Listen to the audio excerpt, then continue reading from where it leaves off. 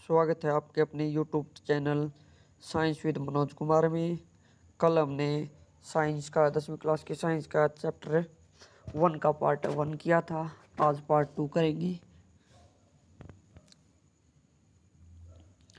आपने देखा होगा कि चमकदार श्वेत लोह के साथ मैग्नीशियम रिबन का दहन होता है और यह श्वेत चूर्ण परिवर्तित हो जाता है।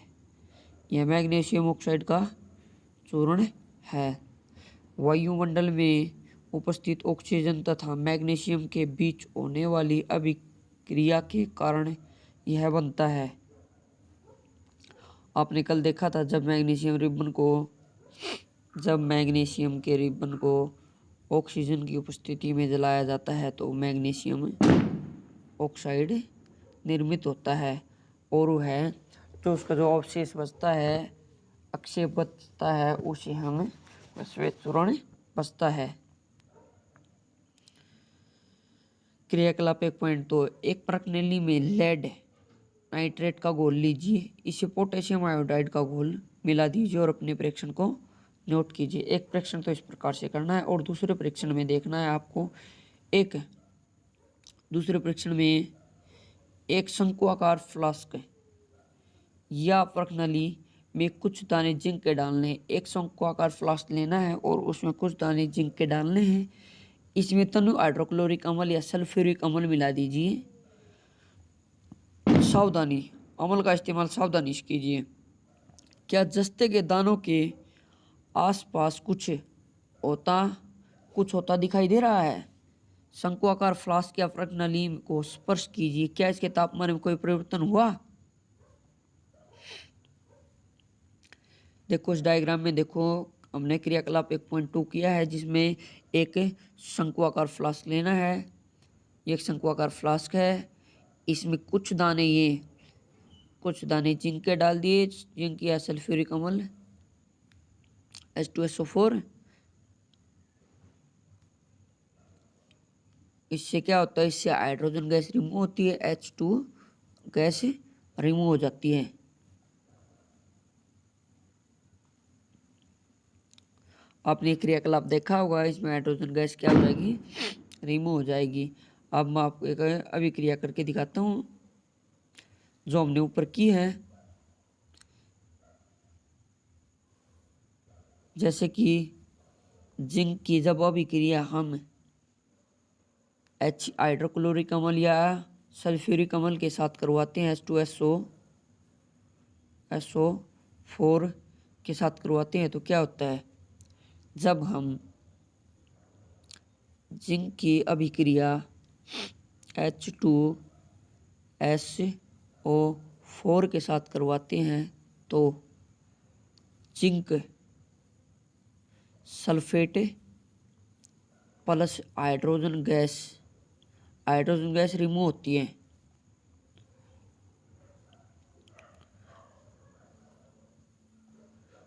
ऊपर दिए गए क्रियाकलाप के आधार पर हम कह सकते हैं कि निम्न किसी भी परीक्षण की सहायता से हम निर्धारित कर सकते हैं कि एक रासायनिक अभिक्रिया हुई है।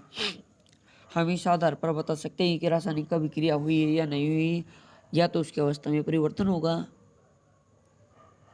या उसके रंग में परिवर्तन होगा या गैस का निकास होगा, उत्सर्जित होगा। जिस प्रकार की ऊपर दी गई अभिक्रिया में हमने पढ़ा है कि जब जिंक की अभिक्रिया Zn की अभिक्रिया H2SO4 के साथ करवाएंगे तो क्या होगा?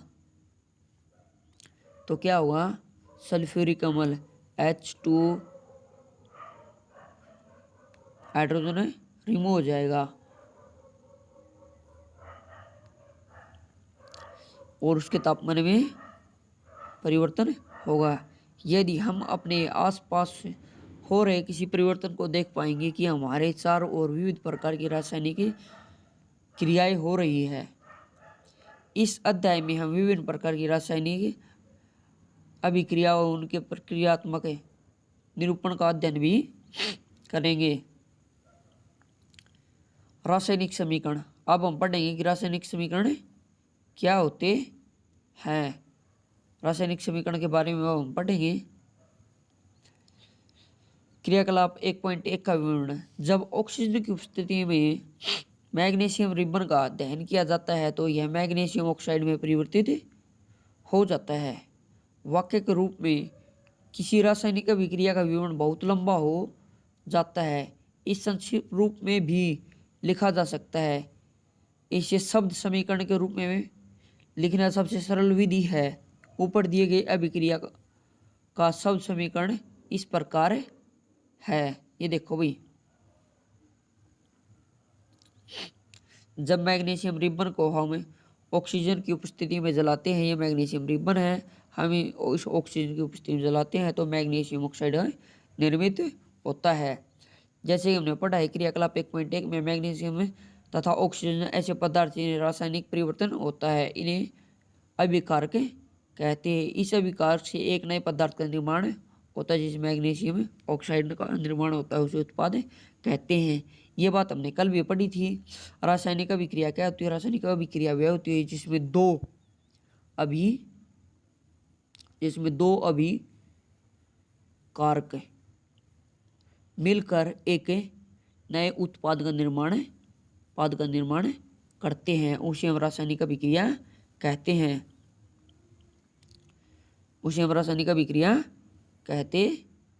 हैं। शब्द समीकरण को अभिकारकों के उत्पाद में परिवर्तन को उनके मध्य एक तीर का निशान लगाकर दर्शाया जाता है। अगर कोई उत्पाद बना है तो उसे तीर के निशान द्वारा दर्शाया जाता है। अभिकारक के बीच योग, अगर जिस प्रकार की कार्बन है, कार्बन की अभिक्रिया जब ऑक्सीजन के साथ करवाई जाती है तो ये प्लस का निशान क्या दर्शाता है? योगदान दर्शाता है। और जो ये तीर का निशान ये दर्शाता है कि उससे अभिक्रिया हुई और एक नया उत्पाद का निर्माण हुआ है।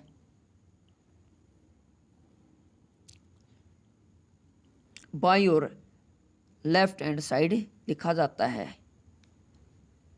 लेफ्ट हैंड साइड जिस प्रकार की कार्बन प्लस ऑक्सीजन, ये तो हो गए लेफ्ट हैंड साइड।